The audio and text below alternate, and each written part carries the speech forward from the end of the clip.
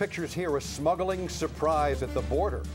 And a bit later, 2 wheels against 4, different kind of road rage. Coming up, the Clippers road when you are. But is there enough room? Bikes and cars vying for space. A special report is next. And it's Are legendary in Southern California. There's a bulletin. So lots of people are switching to bicycles. But while the bikes help solve some of the problems, others are now being created. Channel 4's Conan Nolan reports on the road wars. It's just the start of the afternoon rush hour, and the fight begins.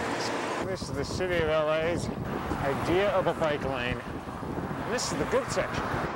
Each day, Michael Clark, a news manager at radio station KFI, commutes on his bicycle from his home in Westchester to the station offices in Burbank. 34 miles round trip through the urban jungle. There is no sense of sharing. It is a battle for space.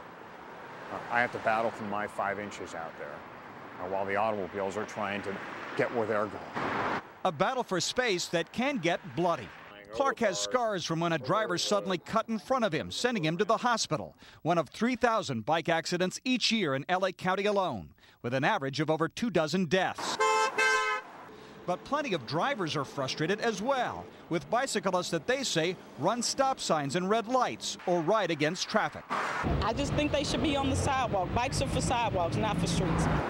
A competition for asphalt that grows each day, along with traffic congestion, density, and the rise in gas prices. When you're out there on a bike, you tend to feel like you're being bullied a lot of the time.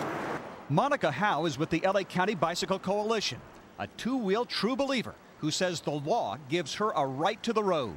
We can take a full lane if we need to. If there are potholes, if there's any sort of source of danger, sometimes the safest thing for us to do is to just use the full lane of traffic.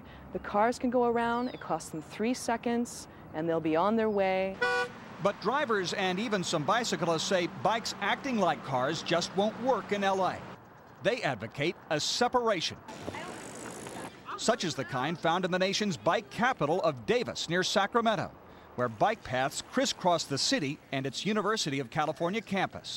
If you put some infrastructure in, people bike more, then there's more incentive to put more infrastructure in, and it sort of builds on itself until you've got both the infrastructure and the culture.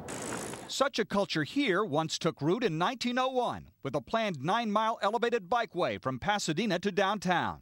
After 2 miles of construction, the project was scrapped, the route later used for the 110 freeway. Now there's a new effort to use the LA River to connect downtown with the valley. We've got more bike lanes and dedicated bike paths than we ever have before. And the Los Angeles River, we're about to expand along the Los Angeles River, the bike path now for another couple miles. A network of segregated bike paths could ease the tension and possibly save lives. Until then, the fight continues. Right now, the cars rule, and it's their road. And it's my job to go in there and try and figure a way in and out of them.